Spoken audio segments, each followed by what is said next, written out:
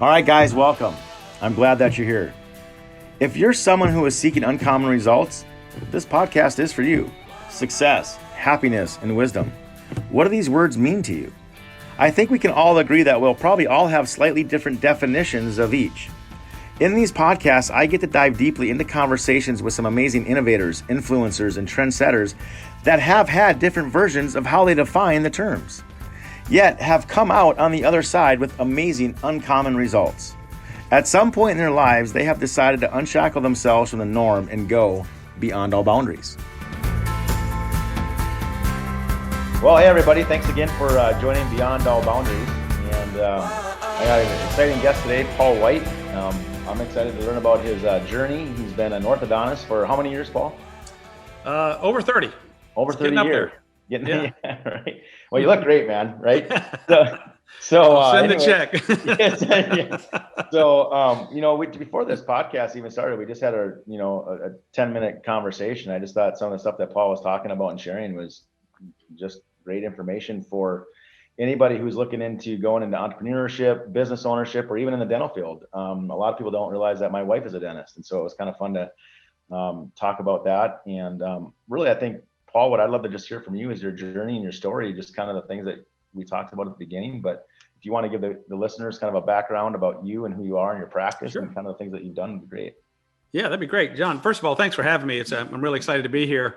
It's great when like minds get together because there's a lot of synergy and that's what I'm all about. So, I have been a dentist. I actually graduated from dental school back in 1984. So it's been a while. And then practiced dentistry for a long time, like your wife. And it's just a great profession. And for me, I got sort of overwhelmed as to all these specialty things that you have to do and be really good at, because if I was going to do something myself, I had to be as good as a specialist. And then I found out that there's just too many things for me to be that good at. So I just picked one. And orthodontics has always been sort of something that I always wanted to do. So I became an orthodontist. And, it's really funny. I look back on a lot of things I've done and you look at the things that you've learned and your mindset. And I look at it and I just shake my head now with some of the information that I have now. I go, man, how could I have been thinking that? And I think, and the reason I'm here is I just want to share that with so many people because I think it's a common mindset that I was taught, look, get good grades, get into a good college, get a good job, make good money, save your money, pay off all your debt, and, put your money in a diversified portfolio of stocks and bonds and all these things and hang on, and that's an okay thing. But, once I understood the difference between income and wealth, there's a huge difference. Warren Buffett famously said, if you don't make money while you sleep, you'll work till you die. And boy, that hit home for me. So I don't know if you've had that experience or not. We talk about that all the time with people, right? But I think, what you just made a great comment about income versus wealth, right? Yeah. And, I just think that, and two is like, when you look at entrepreneurship and running a business, right? And the reality is kind of what we were talking about before we even started the podcast, Paul, is that, looking at some of the nuggets that you shared with me is just like how you would run a practice these days or just different things, because there are so many things that when you're in your craft, right, being a dentist or an orthodontics, right, people often forget that there's a whole other business side of things. Yeah. Right.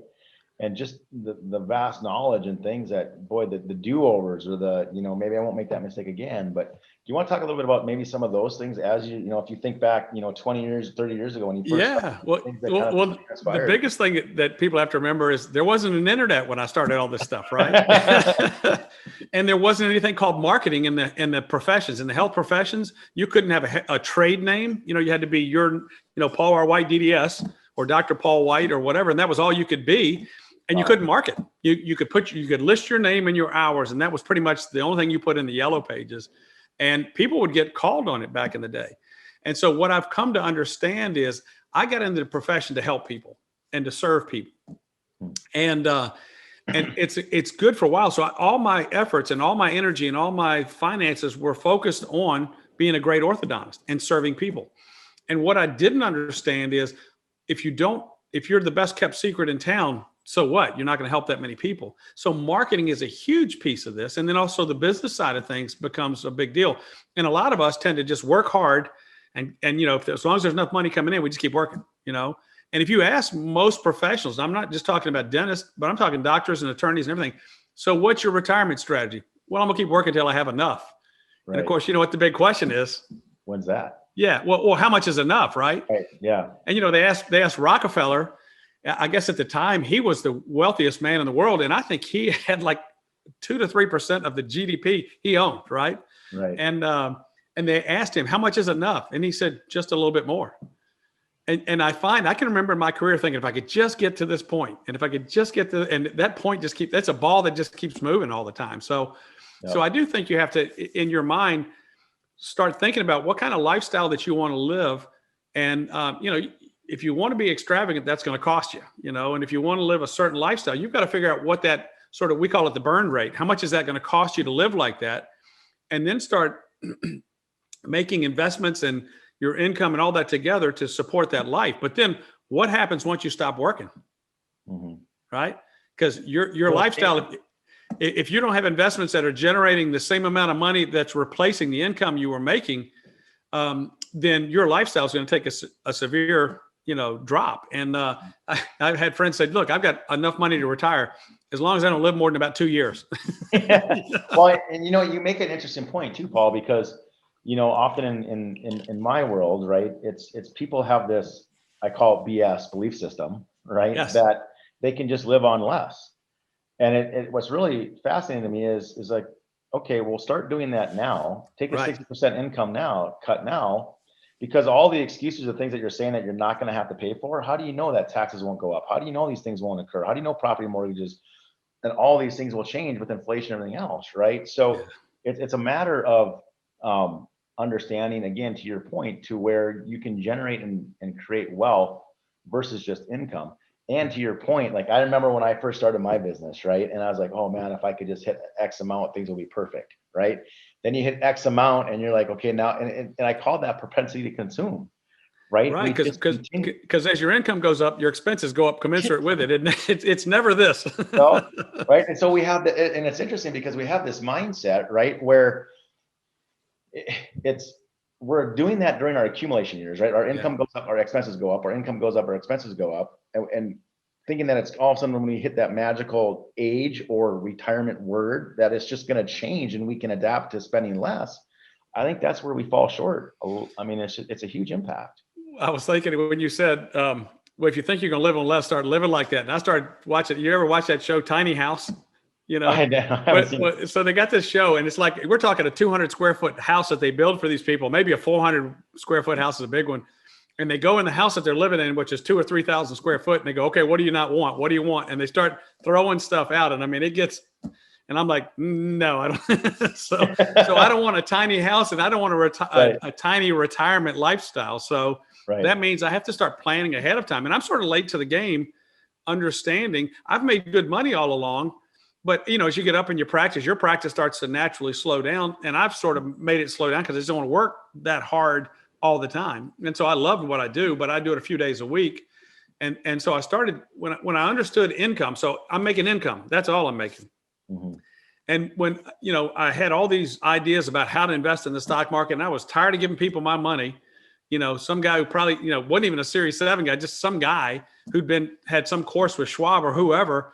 And now he's invested my money for me, right? And then he was still getting paid even if my account was going down, right? Yep. And that was just getting to be frustrating to me. So, the analogy I use is you remember when you're a little kid, at least for me, we would go around and collecting empty Coke bottles and things like that. And we go take them to the store and they give you a nickel for them, right? So this is before your time, I remember the glass bottles. we get a handful of change and then we go to the drugstore and we get a cherry smash, which I think was about 10 cents. And then we had some change left. We get some penny candy, as they called it back then. And I'd have a handful of candy in this hand. And then in the other hand, I had this change and I would just hold it up to the guy behind the counter and he would just pick it right out of my hand like that. And as silly as that sounds, I just trusted the guy, and it was just a normal transaction. But we do that so many times in our lives. We do that with brokers all the time. We have guys that aren't nearly as talented, as trained, and as committed to people as you are that are investing our money, our hard-earned money. And this is in excess of what we need to live on. We don't even think about how much it takes for us to earn, a $50,000 over and above everything else in taxes. There it is. Or if you're smart enough, you put it in something before taxes, which is really, the key to building wealth, I think. So, and you made a really interesting comment, and I think I want to bring that back because, when I talk about investing, right, it's a chance of loss, and what your typical investment plan or advisor, and you're really taking on the risk with the money, and they get paid regardless of the outcome. And not that, and don't misunderstand what I'm trying to communicate, right? But they just get so fixated on rates of return and all these different things. But no matter what happens, you're taking on the risk, not only from the portfolio, but you're paying that, and you don't have any control of the outcome, right? And so when you look at the way that you've kind of talked to me a little bit earlier about just some of the changes that you've made in your own financial world, right? Yeah. When was it that you had some aha moments, like, things really need to change for me? And the way that I'm looking at, my wealth versus my income. Yeah. And Yeah. when was that? Can you, Well, was there I a think moment in time that you had that aha moment, or was it was sort of a period in time where my practice started to slow down because I wasn't marketing and other practices were, and it had nothing to do with quality. See, I thought it did. And that was my first aha is quality has very little to do with what you do, right? Marketing is everything in this world today. And that doesn't mean you can't do both. It's just, I was only doing one of them, and that was working on quality, and I didn't understand.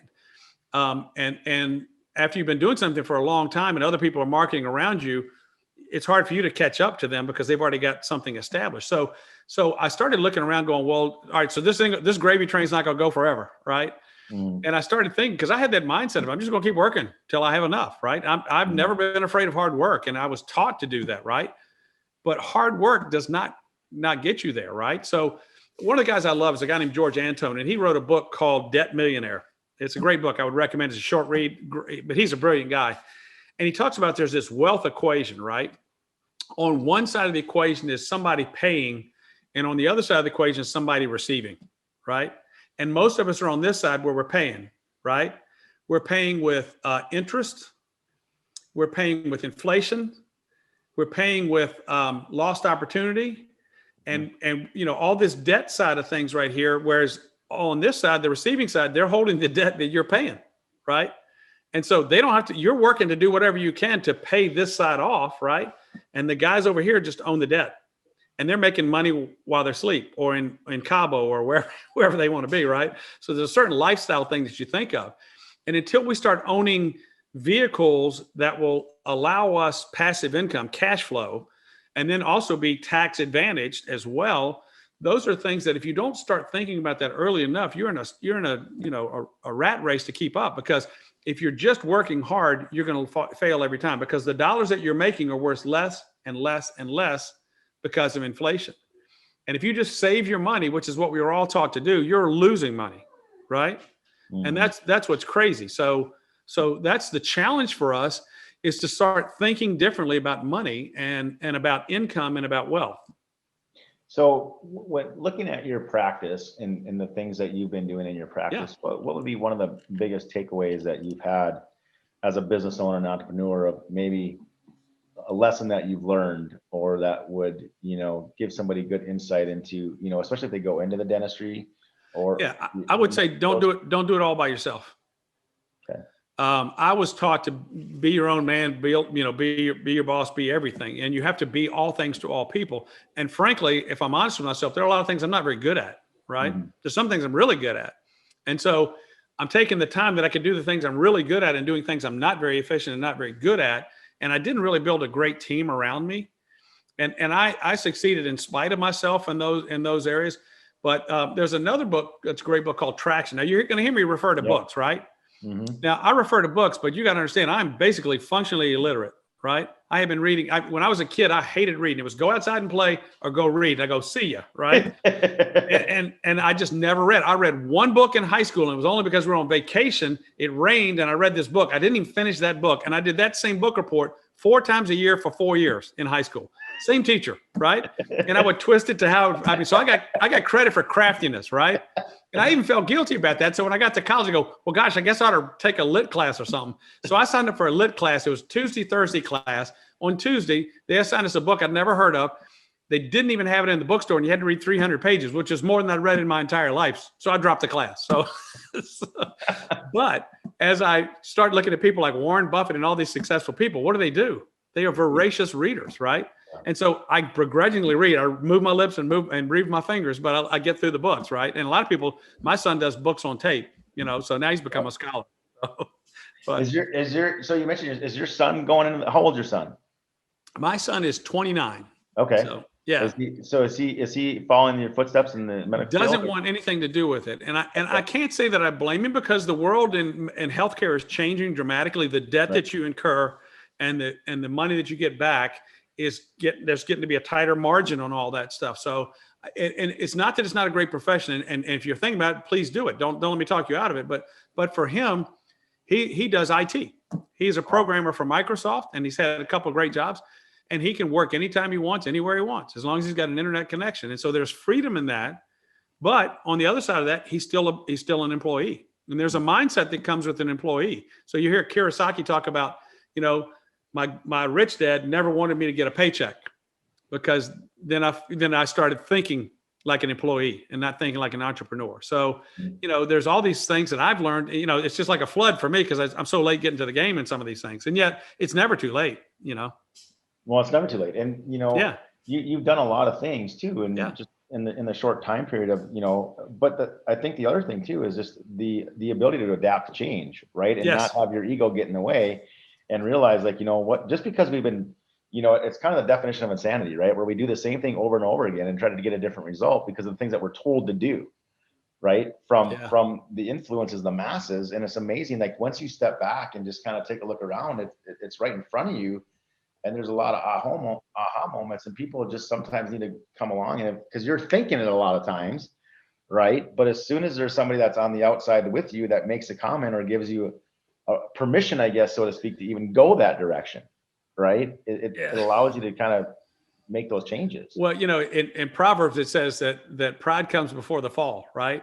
Yes, and you have to be honest with yourself, because we tell ourselves a lot of lies, don't we? To make ourselves feel better, but inside, something's not right. You just keep pushing that down, and yet, if you're honest with yourself and admit that you're not perfect, or you're not good at a certain thing or whatever, another great book, Michael Gerber's E-Myth, is like, you should be working on your business, not in it. Well, as a dentist, you're in your business. Unless you have other people with you, you're in your business. And it's hard to then take the time to do the things to market the practice and do all the business things that you need to do. So you're CEO in name only, you're in the production line most of the time.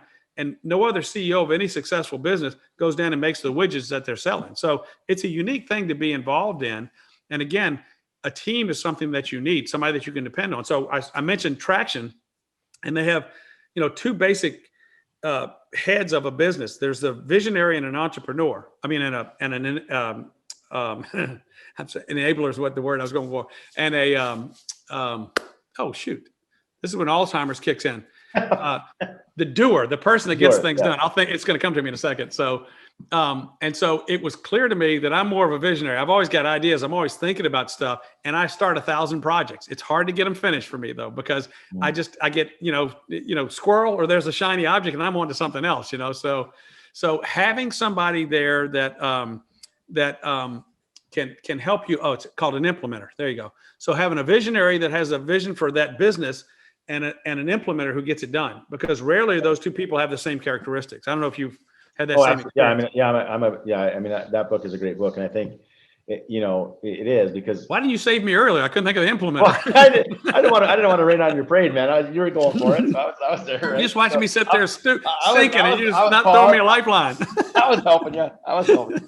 So, but you're right, because I think, and again, like what you made a comment too is, and what I kind of like to even come back to is that, especially with orthodontics or dentistry, I mean, it is like you are in your business all the time, right? And there is, several different businesses too that you're in it. Like in my business, I am in my business, right? Because I have to be meeting with clients one-on-one, and really no one else can do that. But the ability to try to step back and say, okay, where can I delegate? Where can I implement? Or where can I find the implementers to take that off my plate? And, one of the things I talk about often is just how many times can I fire myself today? Yeah. Right. And you just have to fire yourself from certain things. And it's hard because for me, I'm a control freak. You know, I need No to one's make going to do it as good as you. So you got to right. do it all, right? And then, That's a kiss of death. it is. And then sometimes, Ask me then how I know. it's a kiss of death. And then what's interesting though is that, you sometimes you give that up and then you're like, holy crap, they did a great job. Yeah. They did better than I did. Right. Yeah. So, but so I think, in some of these professions, the ability to really try to, and try to figure out where to delegate and how to delegate, because there's certain things that you can't delegate. Right. There's Yes. certain things that I can't delegate, especially in our two businesses. And so Yes. it's always a challenge. Well, no doubt. And so you should never touch anything that somebody else can be doing. You should only be doing the things that only you can do. That's Right. a basic business model. But so anyway, so that's how you run a business more efficiently. But then what do you do with the income, right? Mhm. Because if you just let the income sit there, because of inflation and because of taxes, it's worth less and less and less as you go out farther in time. So you have to do things to hedge against inflation, to hedge against taxes. I mean, those are the two killers for most people, are those things. And so if you don't address them somehow in your financial planning, you will just be that little hamster on the wheel, just trucking. And that's a big deal. And to your point too, and you mentioned it too, Paul, and I think a lot of people don't really quantify or really even understand what this really means is the opportunity cost. Yeah. And an opportunity cost, all it is, and I'll give you my abbreviated definition, but it's what those dollars could have earned for you had you never lost them, right? Or took a better approach to them. And I think what happens is a lot of the financial entertainers, or a lot of some of the entertainers that feed us this advice about what we should do with our money, they never flip the other side of the coin to measure the opportunity costs of certain decisions. Yeah. Right. Especially with mortgages and these types of decisions, right? There's opportunity cost to everything that we do. And our job is to minimize the opportunity costs as best as we can, so we can hedge inflation, so we can hedge those taxes, right? Even in retirement. Yeah, there's an opportunity cost just letting your money sit in the bank. Exactly right. And right. what makes us leave our money in the bank is fear. Mm-hmm. And the banks talk you into that fear because you're the one putting the money in. And guess what they're doing? They're taking it out and they're giving it to somebody else at a big higher rate. And so, when you invest your money, you get a return. When you invest other people's money, you get a spread, and a spread is wealth. And that's really a huge piece of so we talk, and a lot of what I do is alternative investments, is real estate. And we talk about being the bank, because look at who's got the biggest buildings in all the cities, right? Well, and you think about it, right? And this is, I'm going to throw this out there because we're kind of getting into it, but this is by no means investment advice or tax advice or legal advice. This is just a conversation about the things that we've experienced throughout our lifetime, right? Yeah. And to your point, Paul, there's an opportunity cost on every decision that we make. And in respect to what you just said, the banks understand the concept of velocity of money, and yet everything that we're taught to do is the exact opposite of what they do. I mean, does the bank take their money and lock it up in their 401k or their brokerage account or their CDs that they're telling us to do? No. I think an alarm goes off if there's a certain amount of money sitting in the bank that they don't have to have, and they got to get rid of it, right? Yeah, right. And so we just have to understand, and I love your language because it just coincides with what I talk about on the wealth side, because there's a huge difference between math and wealth, and income and wealth. Yeah. And we just have to look at I often say this is like, if the wealth was dispersed equally entirely throughout the US or the world. If the world was fair. If the world is fair, right? But so if all the wealth was just distributed equally, how long would it really take for the wealthy to get the money back? Not so the answer is the world is fair. Everybody has access to the same thing, but only the wealthy take advantage of it. And what do the poor do? They complain about the wealthy. Well, and they just continue to do the same thing over and over again, trying to get a different result. Insanity, right? Right. So when we look at business, when we look at the things that have made it successful, I mean, it's through the trials and the realizations and the mistakes. And I think that's what people don't oftentimes recognize, is that they'll look at somebody and say, "Oh, geez, look how successful they are. Look at they got everything right." Like he just went straight to the top. Like they haven't. It's up here, right? They've never seen the journey. You've heard the expression, but I had a friend that used to say, "I never make a bad investment. Sometimes I just pay a lot of money for information." Right? Don't do that again. That costs you a lot of money.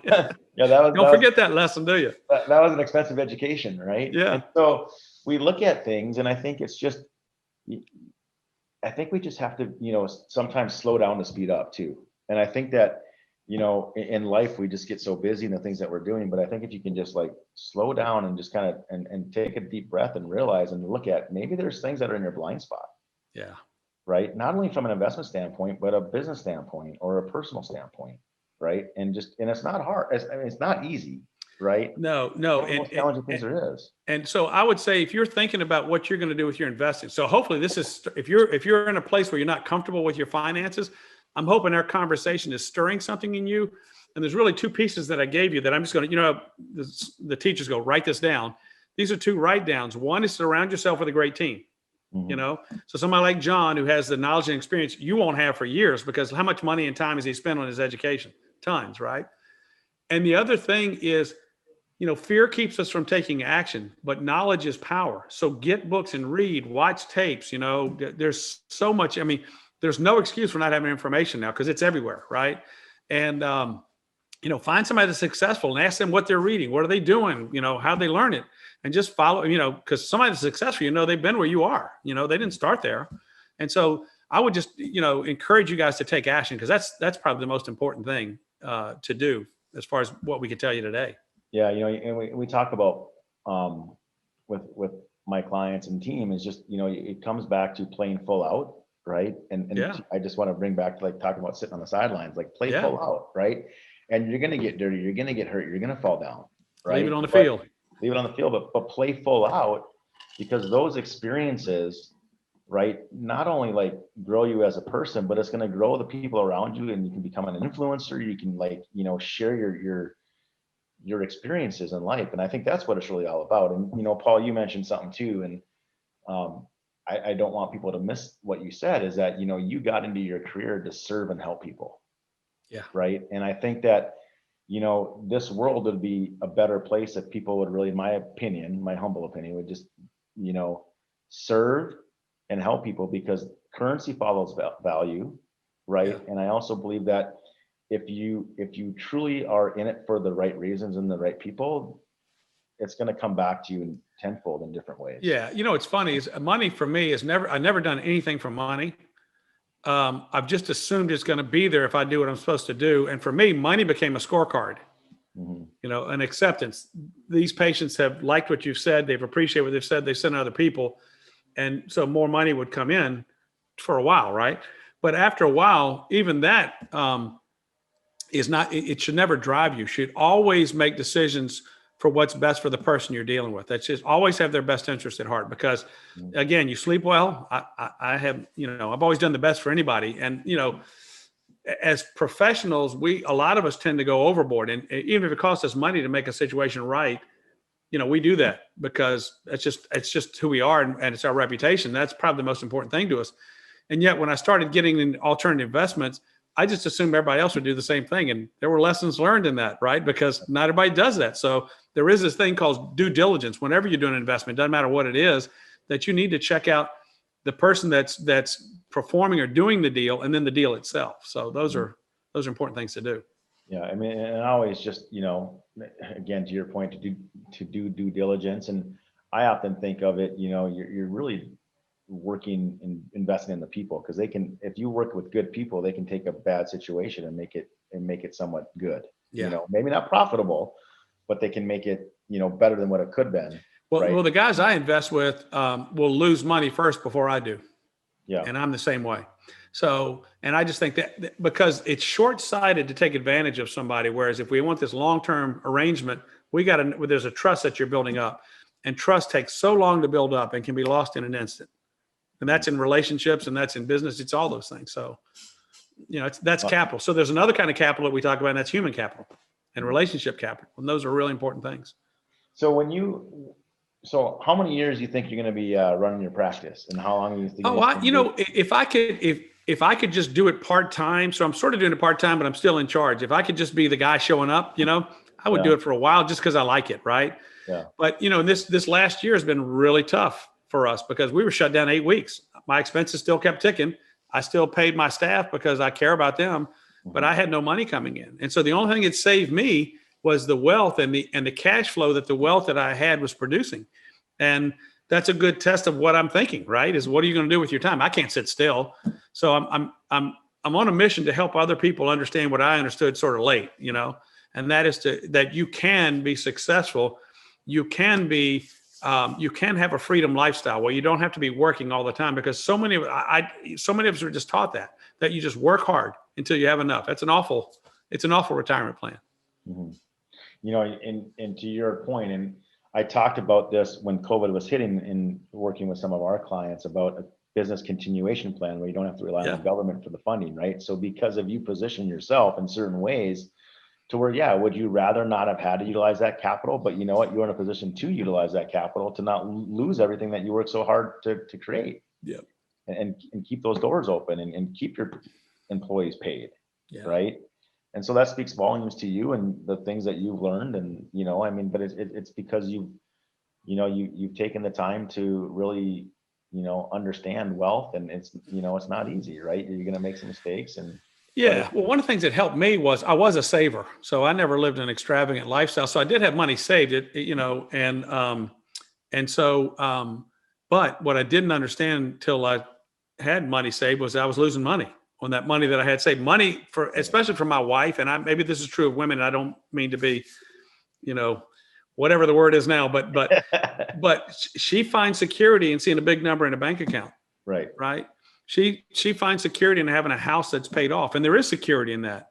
But yet, if you have a house that's paid off, whatever you paid for, $200,000, $500,000, $1 million, whatever, there is $1 million that's actually costing you money.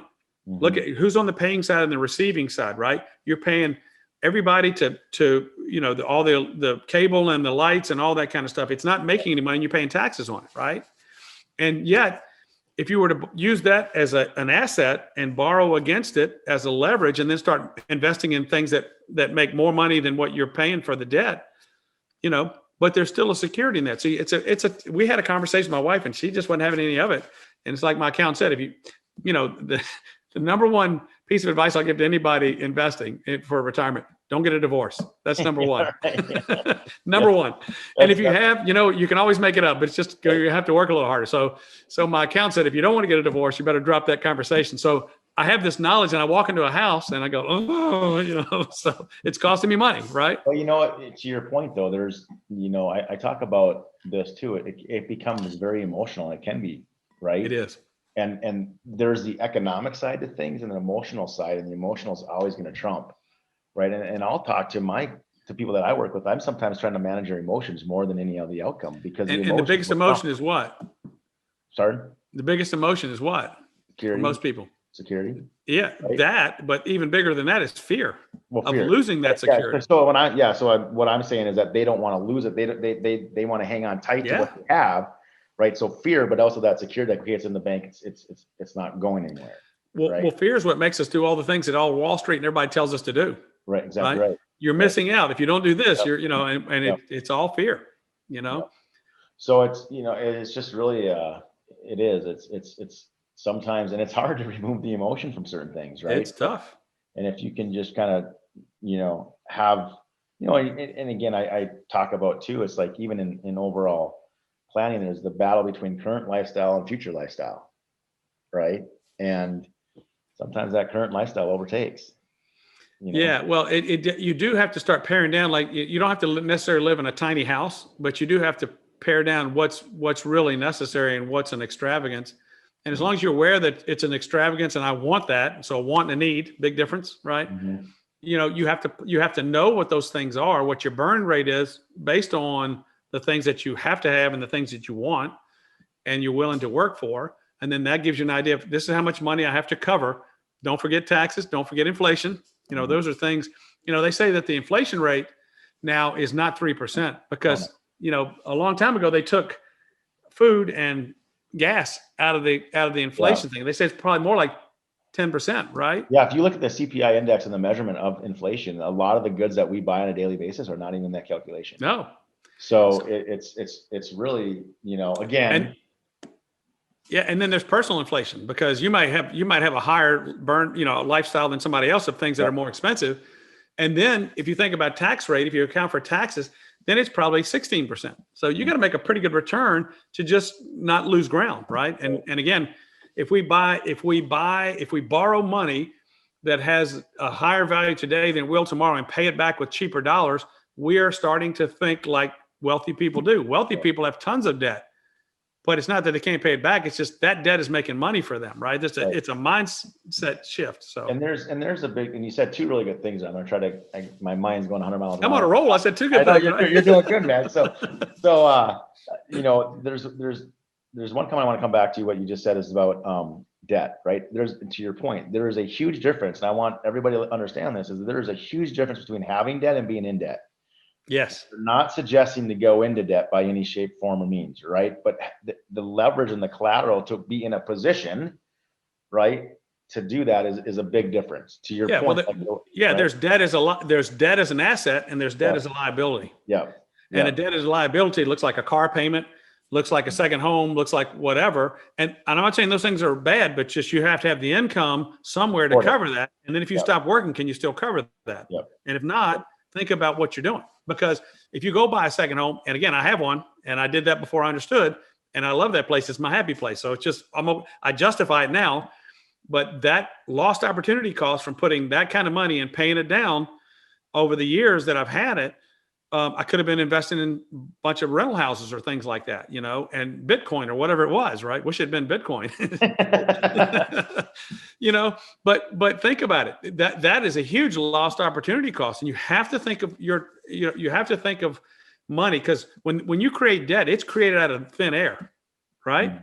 It's paid back with real money, but debt is created, debt as an asset is created out of thin air. Mm-hmm. Right. And, to your point too, it's lifestyle or wealth. I mean, I often sometimes say wealth is use and enjoyment too, right? And so that cabin that you have, that second home, still could be a potential asset or a legacy thing for you, if your family too, right? So to those that, and I know what you're saying, it's like, if you have those things or I have those things, right? It's not bad, but as long as we're doing other things, right, to position ourselves and what's important to you, right? Again, it's looking at, you said it really well, and I can't remember exactly how you phrased it, but looking at, your income versus your wealth or your lifestyle, right? A lot of people are just like a burn rate is what we call it, right? And so and burn rate is such a good thing, because what are you doing with that money? Where's that money gone? It's gone, right? Yeah. Because you can't, once you spend it on whatever it is you're spending on, you don't get it back. It doesn't come back to you, right? Well, Paul, that was some great information, man. I appreciate you sharing that with everybody. And so tell us about some of the things that you're involved with aside from dentistry. I know you've done a couple things. Would you mind sharing? I'd love to. So once I understood income and wealth, and I realized Wall Street wasn't my answer, and this is how I knew. When I finally, that light bulb went off over my head, and I said, okay, wealth. And I had finally listened to a friend of mine's dad who said, having given my money to these uneducated brokers, in name only, a friend of mine, dad, one of those millionaires next door, just kept on plugging and plugging, didn't make a whole lot of noise. He said, buy blue chip stocks that pay a dividend. So I finally did that. And for the last 10 years, who can't make money, right? Mm-hmm. But I called up, so I've moved everything to Schwab, low, no fun, no expenses, that kind of stuff. And I called up my broker, who was broker name only. I said, so I'm curious, how much investment dividend is my stock portfolio putting off? He said, I'll get back to you to give it to you by tomorrow. He calls me back. He gives me the number, and I went, well, great. What am I going to do with the other 11 months of a year? Right? Because then the old model is now got to start burning through principal. So you want to just build up this big enough nest egg that you melt it away, and hopefully you don't outlive your capital. Right? Yep. And so alternative investments keep their value and throw off cash flow, right? Or even go up in value. And so for me, that alternative investment mostly is real estate. And so just started doing a lot of real estate deals. And I do anything from, single family home rentals to multifamily to self-storage and things like that. And then I do private lending, so and you talked about the velocity of money in real estate. It's nowhere more important than, well, it is in Wall Street too, but somebody wants to flip a house. Well, they need the money now, and they don't have time to go through the bank and the anal exam that they're going to give you. So they're going to pay you a higher rate to borrow your money, right? But my money's at risk, so it's secured by that property that they're working on and how much it's going to be worth one day, right? Mm-hmm. And so I agree to lend them money at a higher rate, and they give me money back and then go. But I do that inside of a self-directed IRA because there's a tax consequence to that if it's not deferred tax. And so I know we talked a little bit about deferred taxes. Then also I buy mortgage notes. So, somebody, I don't know if you've ever had a mortgage and somebody said, you get a notice that said somebody else now owns your mortgage because they're selling them all the time. So that's how you're being the bank. I'm lending money to, house flippers and people like that in the real estate space. And then I'm buying paper. And then I can turn around and sell that paper or borrow money against that paper because it's an asset, right? And so, for a while, man, I was feeling great. For the first time in my life, I knew where my money was. I had total control over it. I could drive by it. I could sell it. I could do whatever I want to. There wasn't some, big, huge boardroom making decisions that I was so far removed from the asset. I was right there and I owned the thing, right? Which is good and bad if you're not prepared, right? Right. And I felt great. And then all of a sudden, the old proverbial stuff hitting the fan started happening. And next thing I know, I'm getting calls for more money for this. And, these notes are coming due. Is this amount right? And I'm like, yeah. And and it became chaotic for me, and so organizing all that and staying on top of all that became time consuming. So I was creating another job for myself, right? Mm-hmm. Trying to get rid of one job and I got another job, right? So and we have this thing called a freedom lifestyle. So freedom lifestyle means you have the time and the funds to do what you want, right? So I made good money all these years, but I didn't have the time because I was too busy working. And if I stop, when I go on vacation, guess how much money comes in my practice? Zero. That much. Yep. And guess how much expenses? They're still the same, right? So when I go on vacation, it really costs me, right? And so you tend not to do things like that. I can't go for more than 2 weeks because I'm going to get killed when I come back. The amount of work I have to do before and after is not worth it. So it starts making you think a little differently about what you want to do. So income, an alternative income for me or investment was real estate. And so having all that chaos returned to me was sort of scary. There's the fear again. And so I started asking people in these groups that I was belonging to, these masterminds, what they were doing. And most of them weren't doing anything. And I was shocked by that because, again, how much does your investment income represent? It represents over and above, at least your expenses. And for some people, it's taxes as well. So it's left over. That's a big nut that you have to make just to have money to invest. And so, that wasn't good with that. And then a lot of people using spreadsheets, but spreadsheets just can't do the things I wanted to do. So I asked my son, who's a programmer, I said, can you make me a spreadsheet? Because I'll be honest with you, I love money and numbers. I don't know anything about spreadsheets. Excel intimidates me. I'm sure it doesn't bother you, but and so I get I've always used software. We were talking about this earlier.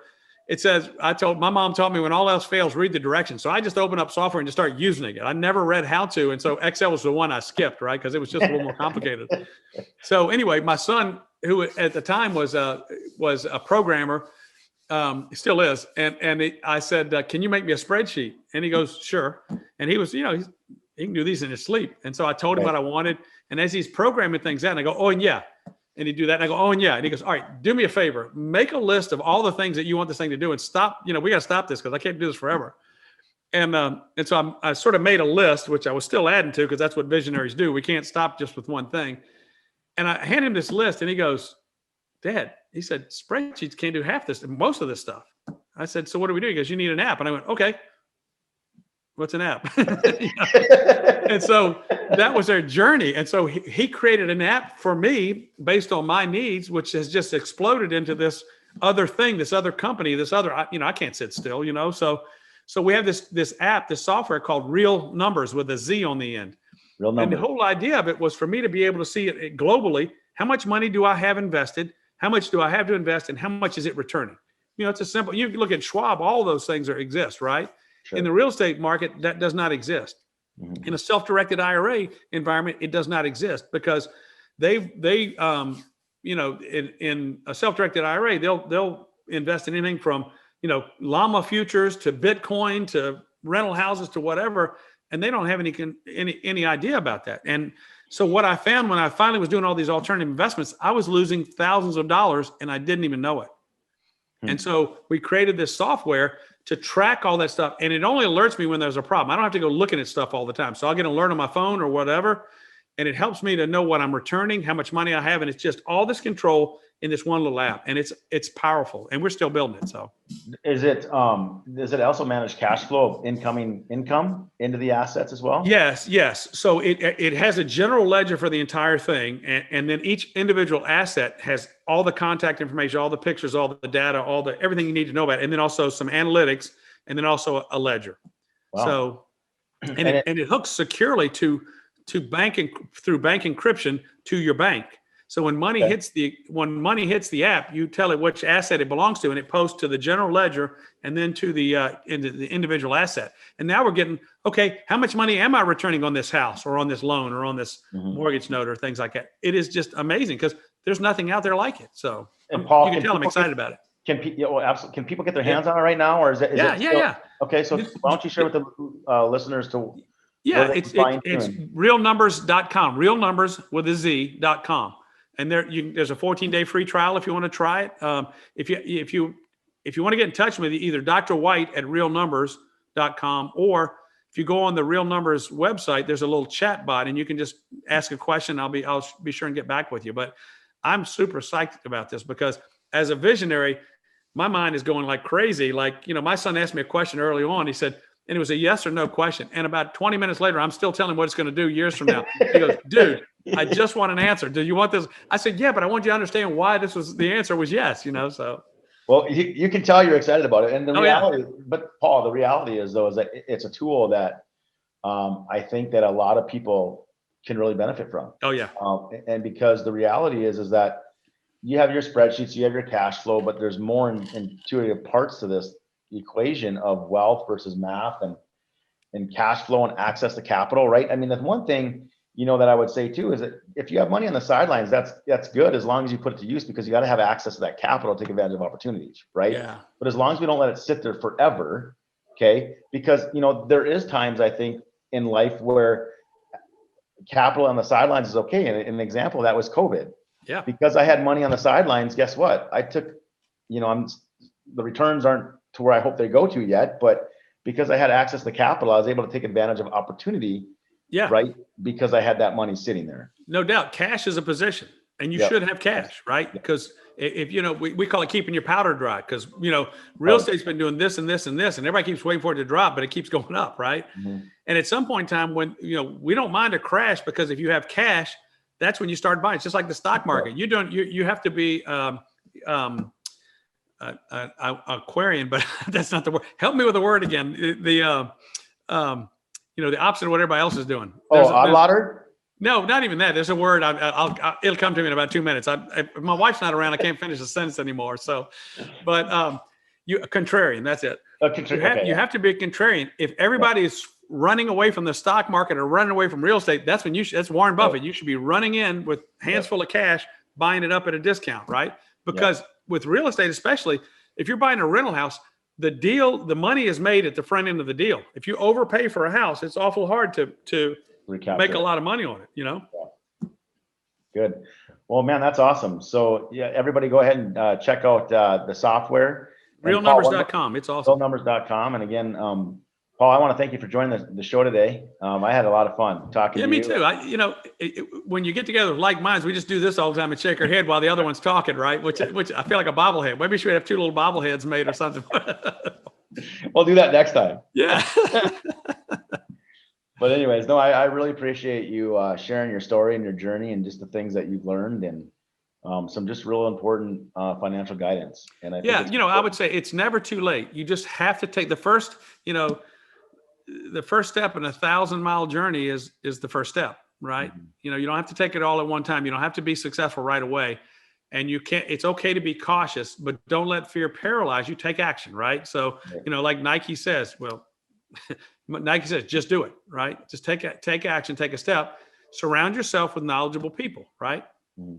Yeah, I think that's important too, is that you want to have a good team and you want to have people that you can trust and support. And, it's important to have those influences and those coaches and mentors in any asset. Yeah. Facet of our life. So, well, again, thanks so much for joining the call, and thanks for having me. Man. It was a joy to get to know you a little bit more. So thanks. You as well. Thank you so much, John. Have a great day. All right.